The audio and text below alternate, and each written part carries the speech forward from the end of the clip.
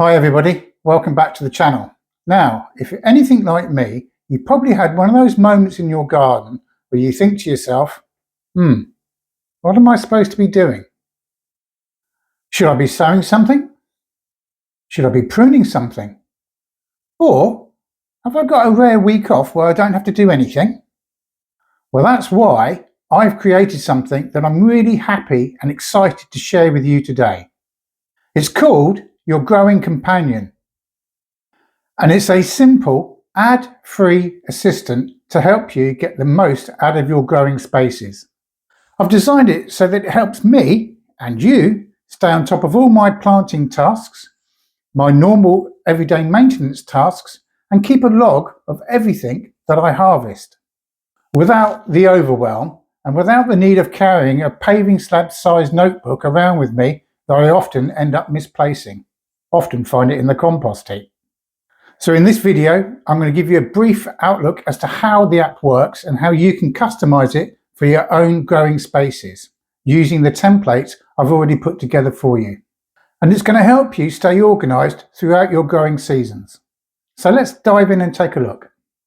So this is your welcoming screen to your growing companion. And it's in the dashboard section, as you can see by the highlighted tab there. And the very first thing that you want to do is come across here to settings. Click on that, because then what you want to be looking at is you want to be setting your harvest target. So what I'm going to do is I'm setting this target at £1,000. You can see there I could change that if I wanted to kilos. So why have I set it at £1,000? Well, because I've done some research with regards to the World Health Organisation, and they recommend a certain amount per week that each adult should consume. I've fleshed that out to that total being for the year, and there's two of us here, and then I've added an extra two people because the chances are we're going to be sharing it with others. So that's my target. It comes in at around about 500 kilos, and I've already done that last year and the year before. So there we are, and then all I then would do is save the settings just by clicking that. Now, if you scroll down a little bit further, you have the option to subscribe to our Substack on our newsletter. And it would be great if you do click that button, because there's a lot of other additional information on that newsletter that comes out once a month that you may not see either here or on the YouTube channel. So again, just click that and off you go. So once those settings are done, you then want to look at the seasons, because you need to start a new season. I've set my season already, season 1, for the 1st of October of this year to the end of September for next year. And you'll see why I've done that in just 1 second. And at the end of that season, I can start another new season for the following year. And what will happen is, over a period of time, is that you'll be able to see a comparison between each season. And from there, you'll be able to work out what you might want to change to increase your productivity. So that's important to get that going. Now, I'm going to show you why that's the case. If we come across to crops, we're now in the crops library. You can do one of two things here. This is listing every single entry that we've got in the database. And there's two things to note. First of all, if you want to, you can add your own crop. As an example of that, we've got tomatoes in here, but at the moment it's as one group. But you can have determinate tomatoes, you can have indeterminate tomatoes. We can't list every single variety of tomato because there's hundreds of them. And if we try to do that through all of the fruit and vegetables, it would just be too big a file. But you can put in your own. So you could put a variety of tomato and make a note of whether it's determinate or not. You can upload your own photograph, either by your mobile phone or from online. You choose its category, so vegetable, fruit, herbal, medicinal. You can then add your sowing months, your planting months if you're using it as, transplants, and when you look to be harvesting them. And as you can see there, spacing, depth, companion plants that you might want to include, plants to avoid planting nearby, and some health benefits of that particular plant. And then from there, if you want to add any other growing tips, you can do so. And then click add your crop and it will appear in your library. Now that's the overview of all of the fruit, vegetables and herbs, etc. that we've got in the database. And like I say, if you want to add your own and personalize it for yourself, you can do so. Absolutely no problem whatsoever. Now we want to do a planting log. Remember, I just said that I'd set up my season. So I sowed, or planted rather, garlic at the end of October. There we go, 31st of October. And if you scroll down, I'm going to be looking for the garlic. And there we go. Now the number of plants. Well, obviously plants, bulbs in the case of garlic. And I planted 125. And I actually do a bed location. So VG stands for vegetable garden. And in the actual bed, it's number 8. Any additional notes? Well, I've mulched heavily.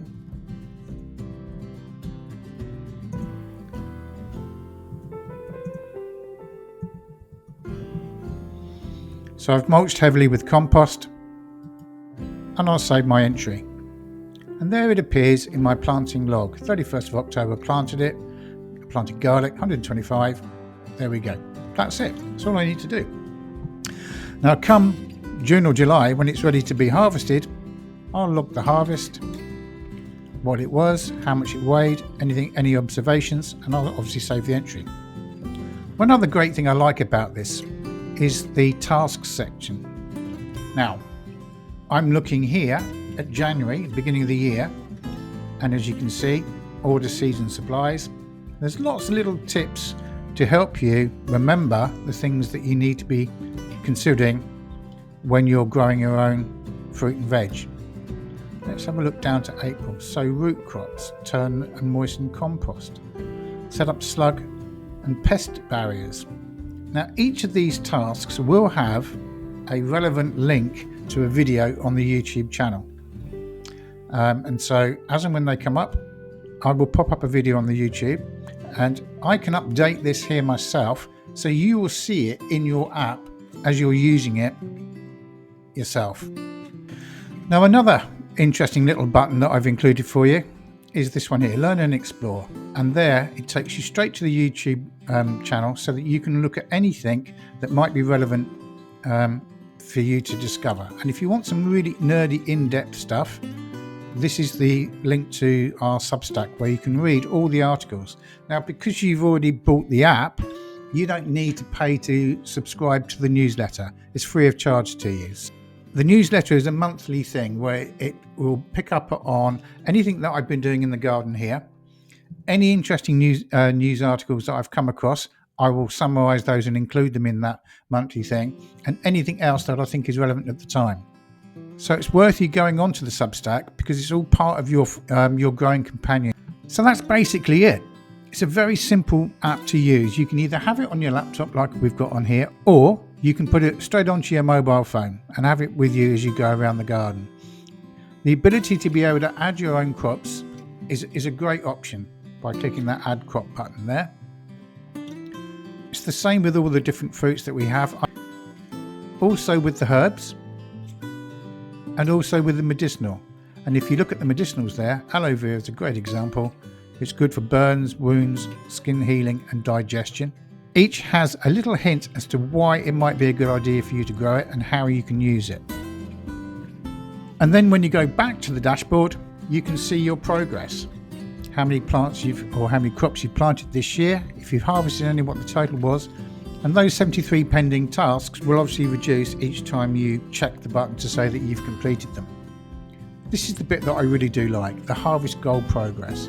Remember, we've set our target at £1,000 here in weight, and then as we add our logs, this will begin to fill. This harvest goal progress bar I think is great because it shows you how well you are doing. The aim really here for me is to be more self-reliant on the fruit and vegetables that we grow. And so by being able to measure and see my progress, it tells me if I need to do anything to get to that figure of £1,000. So that's a very brief summary of how this app will work for you. I hope you find it of interest, and I really do look forward to you signing up and starting to use the app. And if you've got any questions whatsoever, please do let me know. So that's your growing companion. It's simple and practical, and built for us gardeners who want an easy way of keeping track of our progress throughout the growing year. Now, a quick note about pricing.